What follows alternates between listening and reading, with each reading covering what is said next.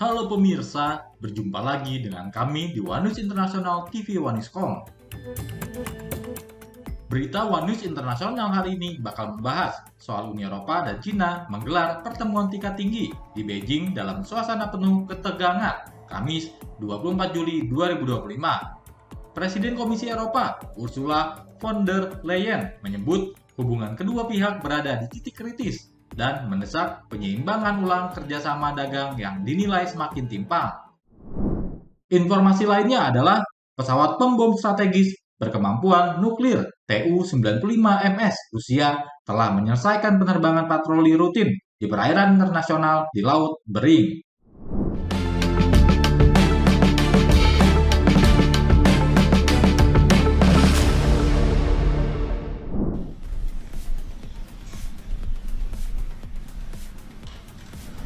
Okay, thank you very much. It's a great honor to have a friend of mine who's become very friendly over the last number of years.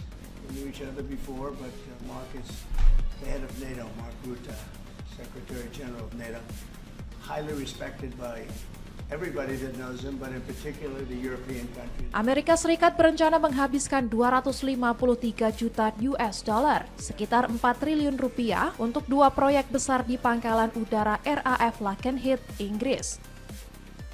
Proyek ini meliputi pembangunan pos komando utama senilai 104 juta US dollar dan kompleks operasi Defender senilai 149 juta US dollar. Kedua fasilitas tersebut dirancang untuk mendukung misi nuklir masa depan sebagai bagian dari misi Surti yang menjamin keamanan dan pengendalian senjata nuklir. Langkah ini dilakukan di tengah laporan bahwa bom nuklir taktis B6112 telah dipindahkan ke fasilitas penyimpanan baru di RAF Lakenheath.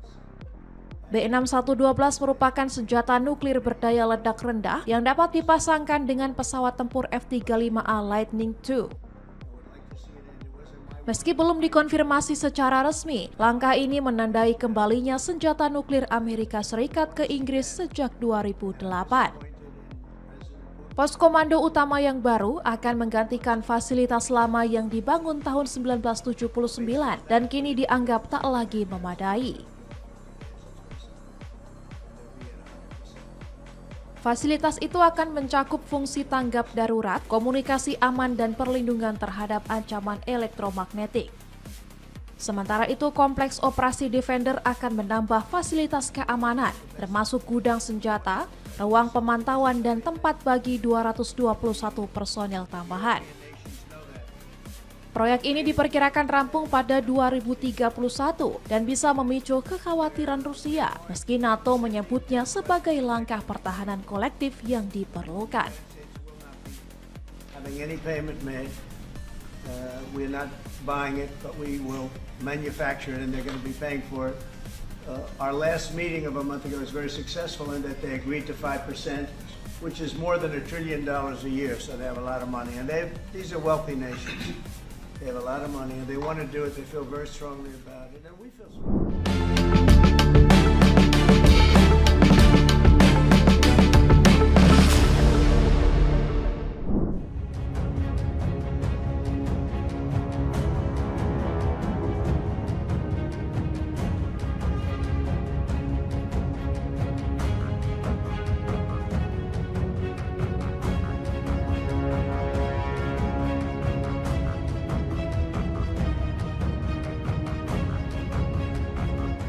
Pertemuan tingkat tinggi antara Uni Eropa dan Cina di Beijing pada Kamis 24 Juli 2025 berlangsung dalam suasana tegang.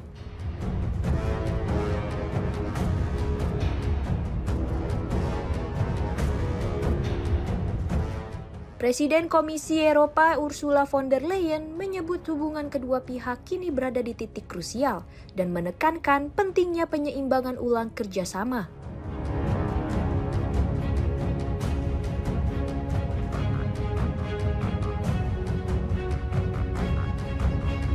Dalam pertemuan yang digelar di Balai Agung Rakyat, von der Leyen bersama Presiden Dewan Eropa, Antonio Costa, bertemu langsung dengan Presiden Cina Xi Jinping.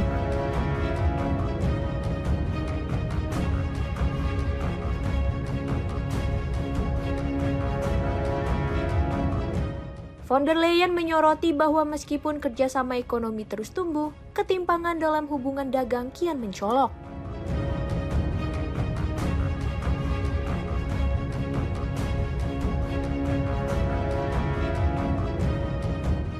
Ia mengungkapkan bahwa defisit perdagangan Uni Eropa terhadap Cina mencapai rekor lebih dari 300 miliar euro pada tahun lalu.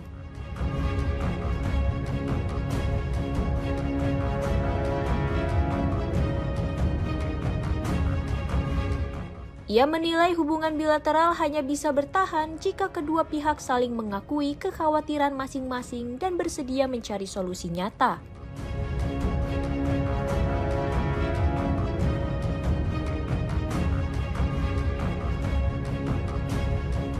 Sementara itu, presidensi menekankan pentingnya komunikasi dan kepercayaan antara Cina dan Uni Eropa di tengah situasi global yang tidak menentu.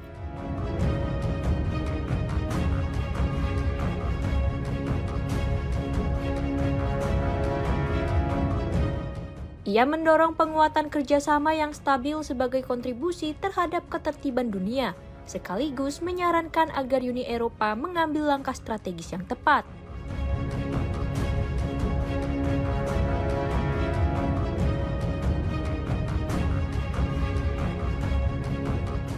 Pertemuan ini sekaligus memperingati 50 tahun hubungan diplomatik Cina dan Uni Eropa.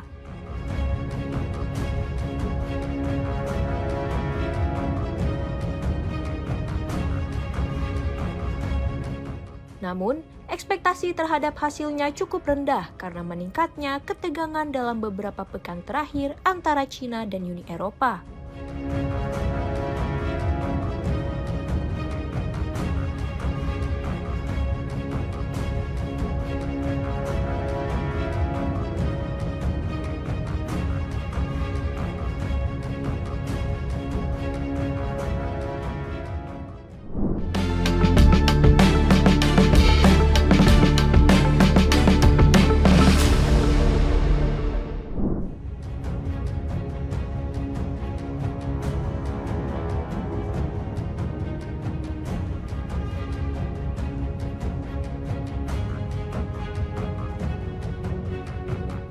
Pesawat pembom strategis berkemampuan nuklir Tu-95 MS Rusia telah menyelesaikan penerbangan patroli rutin.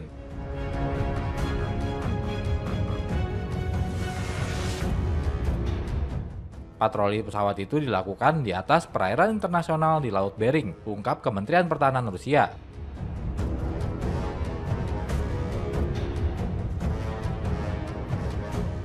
Jet tempur asing dikerahkan untuk melacak penerbangan tersebut selama misi tersebut.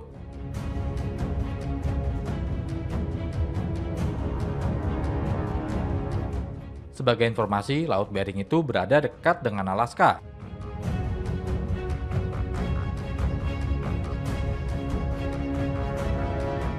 Hingga saat ini belum diketahui maksud dan tujuan Rusia mengerahkan pesawat bomber berkekuatan nuklir itu.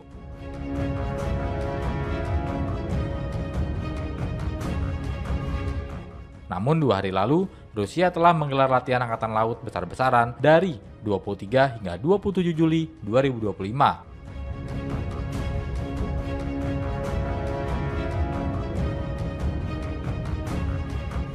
Latihan angkatan laut besar-besaran yang melibatkan lebih dari 150 kapal dan 15.000 personil militer.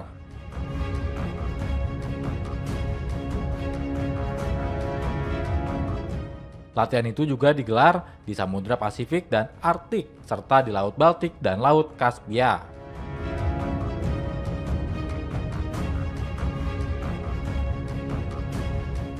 Lebih dari 120 pesawat dan 10 sistem rudal pantai akan berpartisipasi dalam latihan tersebut, ungkap kementerian.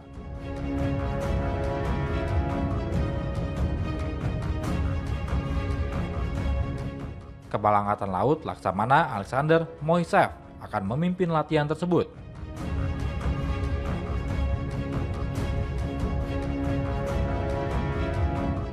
Menurut sebagian besar peringkat publik, Rusia memiliki angkatan laut terkuat ketiga di dunia setelah Cina dan Amerika Serikat.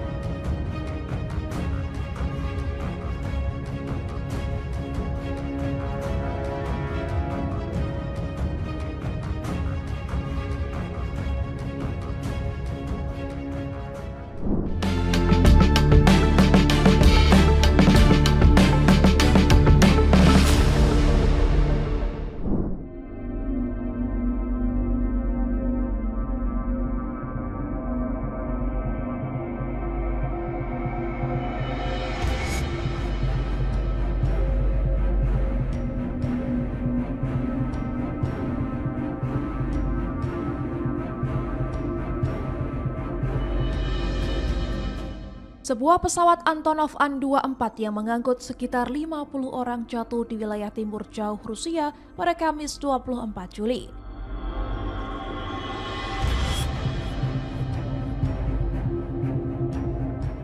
Pejabat layanan darurat Rusia menyatakan seluruh penumpang kemungkinan tewas dalam kecelakaan tersebut.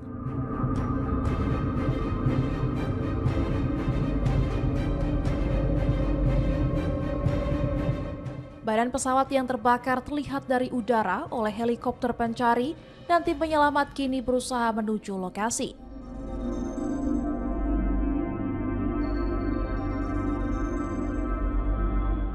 Pesawat dioperasikan oleh maskapai Angara berbasis di Siberia dan diproduksi pada 1976, menjadikannya berusia hampir 50 tahun.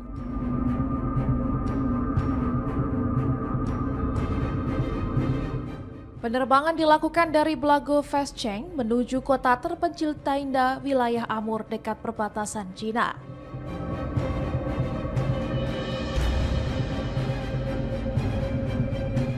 Pesawat hilang dari radar saat mendekati Tainda.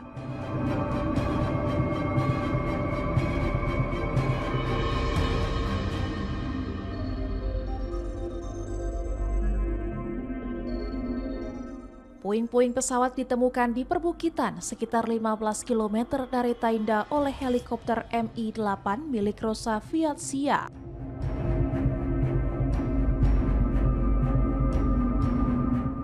Penemuan puing dilaporkan oleh pejabat layanan darurat Yulia Petina melalui Telegram.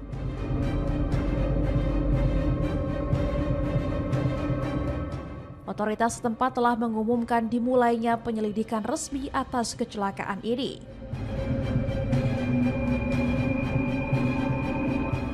An-24 adalah pesawat berbaling-baling kecil berkapasitas hingga 50 penumpang, cocok untuk kondisi ekstrim di Siberia.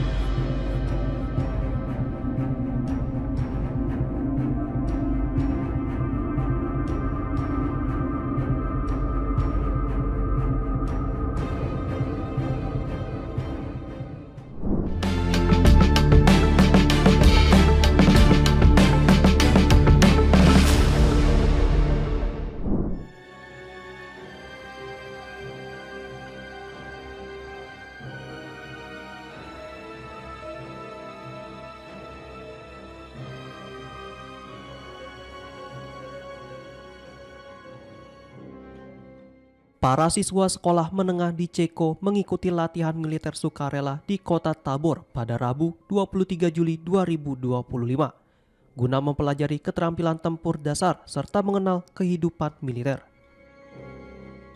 Pelatihan ini bertujuan memperkenalkan para remaja pada kemungkinan karir militer di tengah meningkatnya kekhawatiran keamanan di Eropa.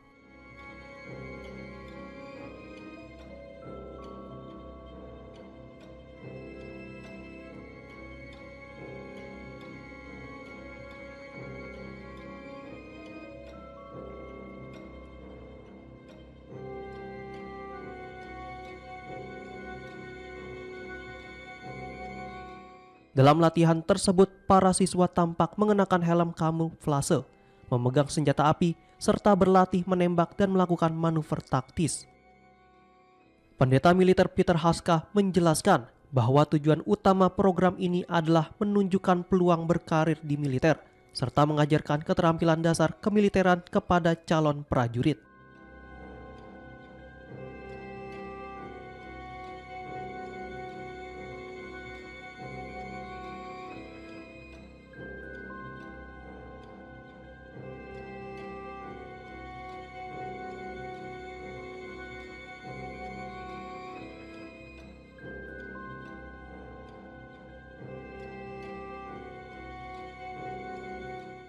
Salah satu peserta, Johanka Koldinska, berusia 18 tahun, mengatakan ia mengikuti pelatihan ini untuk menantang dirinya sendiri dan mengetahui batas kemampuannya. Sementara itu, Vitel Rimal berusia 20 tahun menyatakan khawatirannya terhadap situasi keamanan di Eropa, terutama ancaman dari Rusia. dan menekankan pentingnya kesiapan negara-negara NATO menghadapi kemungkinan serangan.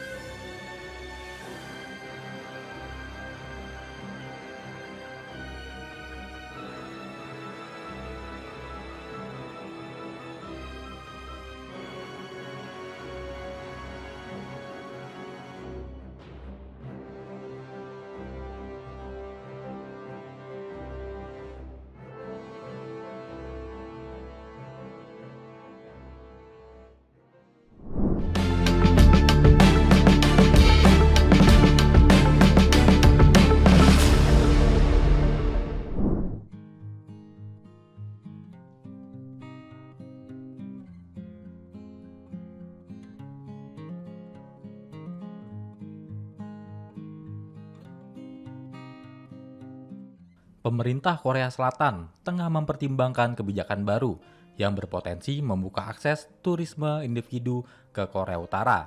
Hal itu dikatakan oleh Ko Byung-sam, juru bicara Kementerian Unifikasi Korea Selatan, Senin 22 Juli 2025.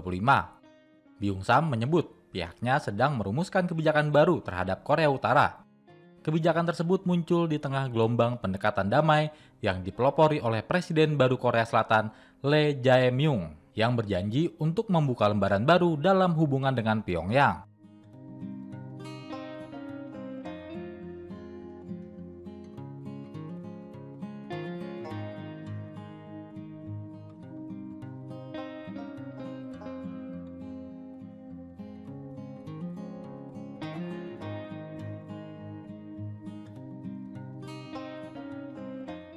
Sejak menjabat, Ali bahkan menghentikan siaran pengeras suara anti Korea Utara di sepanjang zona demilitarisasi atau DMZ, serta melarang kampanye penyebaran selebaran propaganda anti Pyongyang oleh para aktivis.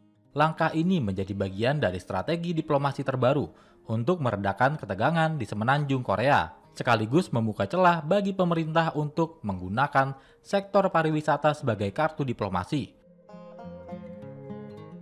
guna memulihkan hubungan antar Korea yang tegang dalam beberapa tahun terakhir. Korea Selatan sebelumnya pernah mengoperasikan program tur ke Gunung Kumgang di wilayah Korea Utara.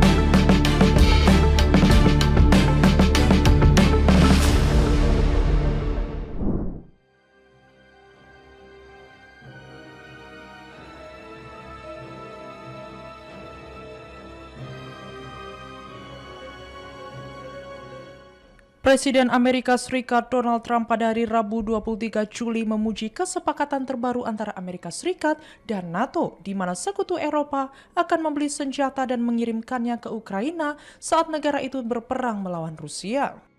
Mereka akan membayar Amerika Serikat 100% dari biaya semua peralatan militer dan sebagian besar akan diberikan kepada Ukraina, kata Trump dalam pidatonya di sebuah konferensi kecerdasan buatan di Washington.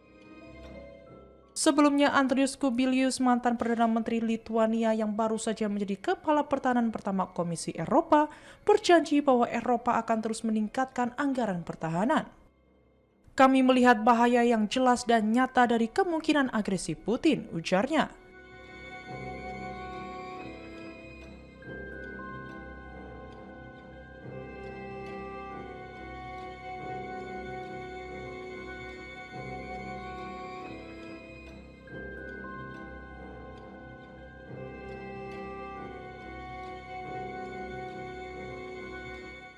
Presiden Rusia Vladimir Putin mengatakan ia tidak berniat menyerang negara-negara Eropa lainnya.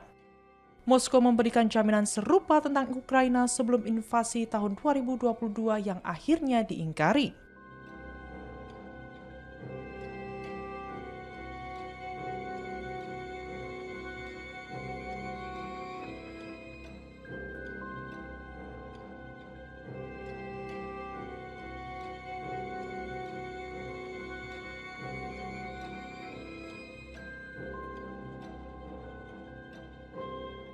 Para siswa SMA Ceko bahkan berpartisipasi dalam latihan militer sukarela di Tabor pada hari Rabu 23 Juli, mempelajari keterampilan tempur dasar dan membiasakan diri dengan kehidupan militer.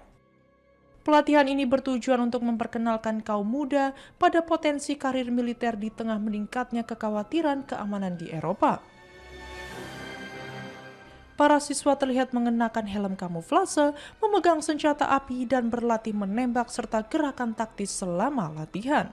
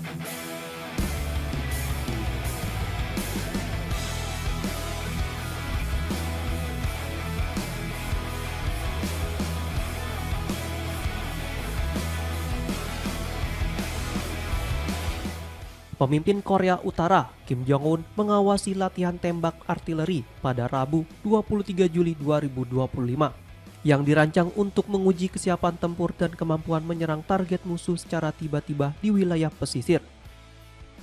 Foto-foto yang dirilis pada Kamis 24 Juli 2025 menunjukkan Kim menyaksikan latihan bersama pejabat militer, serta para tentara yang tengah memuat dan menembakkan senjata artileri.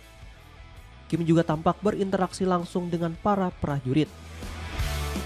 Sementara itu, pejabat Korea Utara dan para pekerja galangan kapal juga dilaporkan telah berjanji menyelesaikan pembangunan kapal perusak baru untuk Angkatan Laut pada 10 Oktober tahun depan. Pada bulan Juni lalu, Korea Utara berhasil memulihkan kapal perusak seberat 5.000 ton yang sebelumnya rusak akibat peluncuran yang gagal. Kim Jong-un bertekad memperkuat armada laut dengan kapal yang lebih modern untuk meningkatkan kekuatan maritim negara di Samudra Pasifik sebagai respon atas apa yang disebutnya sebagai provokasi dari Amerika Serikat dan sekutunya.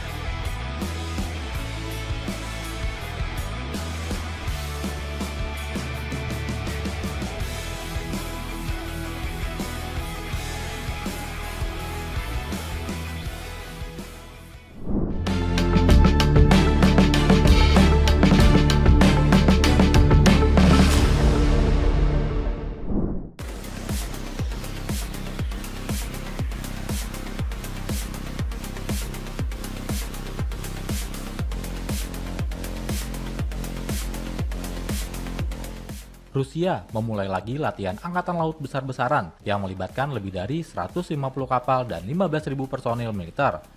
Latihan itu digelar di Samudra Pasifik dan Arktik, serta di Laut Baltik dan Laut Kaspia. Kementerian Pertahanan Rusia mengatakan latihan yang disebut Badai Juli tersebut akan berlangsung dari 23 hingga 27 Juli mendatang. Latihan ini akan menguji kesiapan armada untuk operasi non-standar, penggunaan senjata jarak jauh, dan teknologi canggih lainnya termasuk sistem nirawak. Lebih dari 120 pesawat dan 10 sistem rudal pantai akan berpartisipasi dalam latihan tersebut, ungkap Kementerian. Kepala Angkatan Laut Laksamana Alexander Moiseev akan memimpin latihan tersebut. Menurut sebagian besar peringkat publik, Rusia memiliki angkatan laut terkuat ketiga di dunia setelah Cina dan Amerika Serikat. Meskipun angkatan lautnya telah menderita serangkaian kerugian besar dalam perang Ukraina, Rusia menggelar latihan militer laut besar-besaran itu di tengah konflik yang berkepanjangan dengan Ukraina. Selama sepekan kemarin, Rusia dan Ukraina saling serang menggunakan pesawat nirawak atau dengan rudal.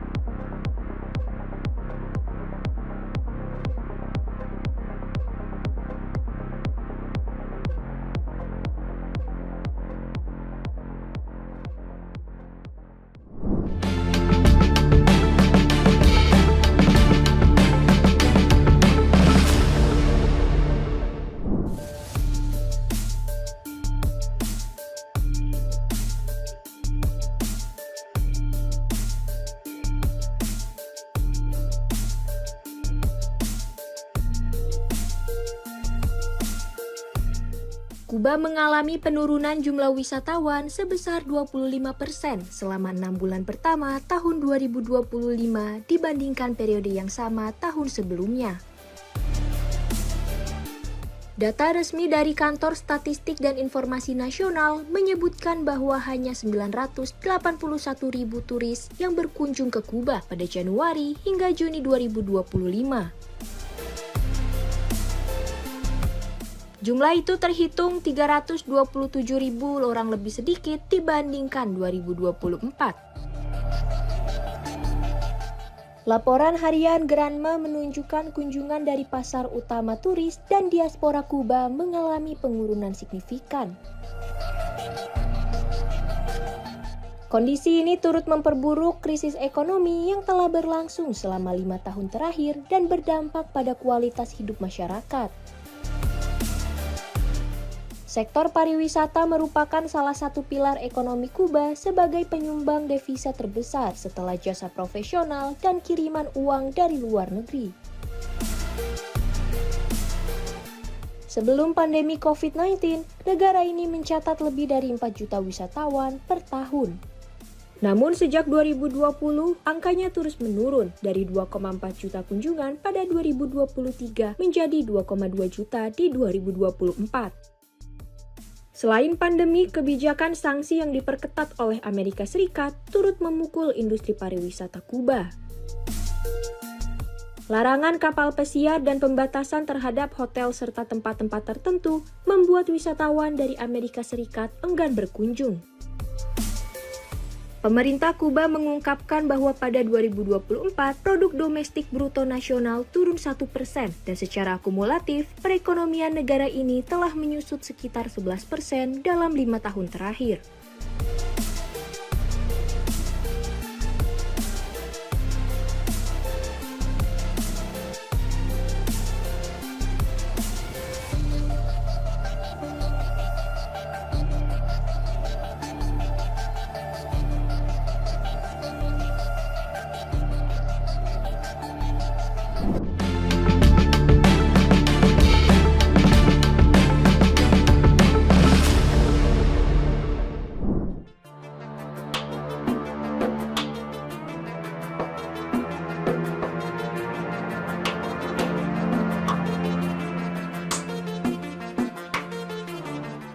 Pihak berwenang Rusia dilaporkan memperluas upaya untuk mencegah pria yang wajib militer meninggalkan negara.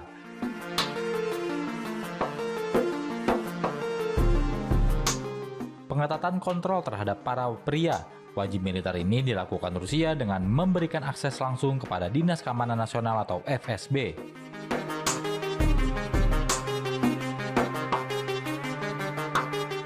Terhadap data pendaftaran militer, termasuk panggilan wajib militer elektronik.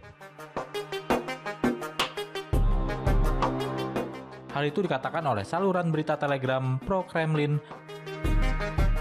Mars melaporkan Rabu 23 Juli 2025. Pengetatan pengawasan terhadap para wajib militer ini diyakini karena Rusia mengalami perburukan krisis personil.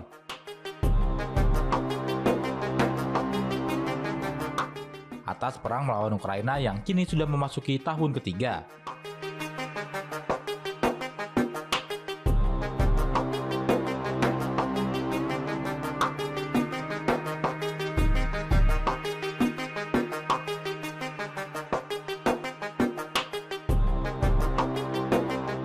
Sejak invasi Rusia ke Ukraina dimulai pada Februari 2022, jumlah tentara Rusia yang tewas telah mencapai angka yang sangat besar.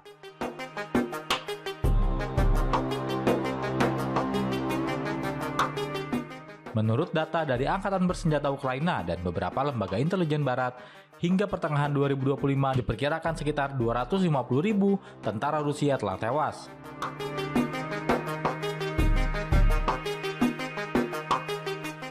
Jumlah ini mencakup prajurit reguler, pasukan cadangan, dan warga sipil yang direkrut sebagai tentara.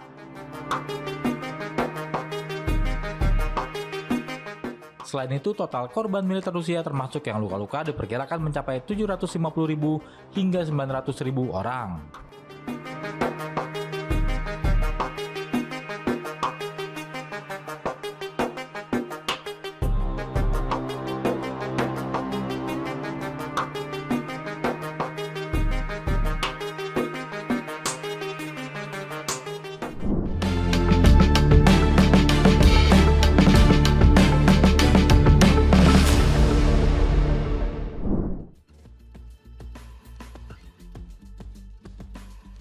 Given how close Iran was to a nuclear weapon and its proven willingness to attack Israel directly, I believe a military confrontation was necessary and inevitable.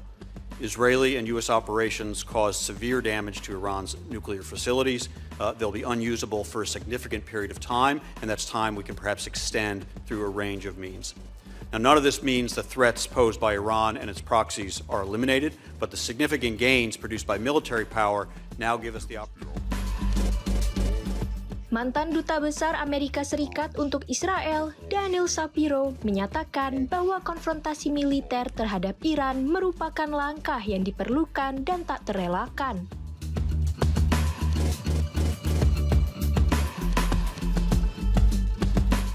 Hal itu disampaikannya mengingat kedekatan Iran dengan kemampuan senjata nuklir, serta kesediaannya yang terbukti untuk menyerang Israel secara langsung.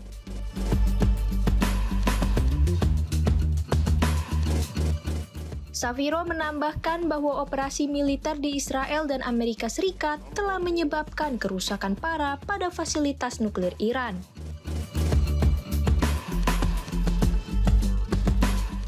Namun, ia juga menegaskan bahwa ancaman dari Iran dan kelompok-kelompok proksinya belum sepenuhnya hilang.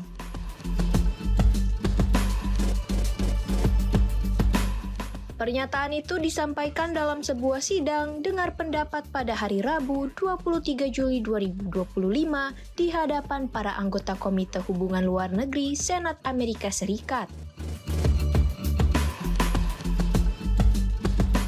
Pertemuan anggota komite itu dilakukan untuk berdiskusi mengenai langkah yang perlu diambil oleh Amerika Serikat terhadap konflik Israel, Iran, dan kawasan Timur Tengah secara lebih luas.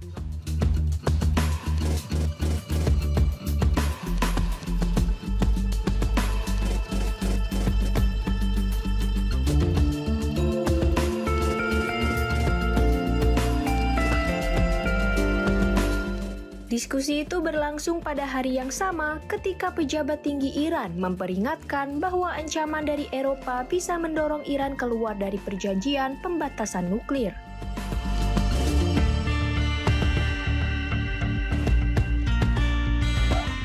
Wakil Menteri Luar Negeri Iran, Kazim Garibabadi, menyampaikan langkah yang akan diambil Iran menjelang pertemuan pada hari Jumat bersama Inggris, Prancis, dan Jerman.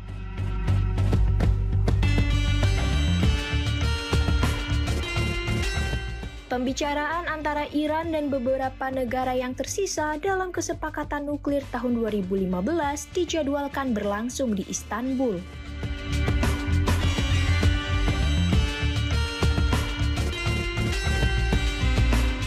Komite Senat Amerika Serikat menyatakan bahwa fokus dari diskusi tersebut adalah untuk mempertimbangkan strategi diplomatik di kawasan Timur Tengah.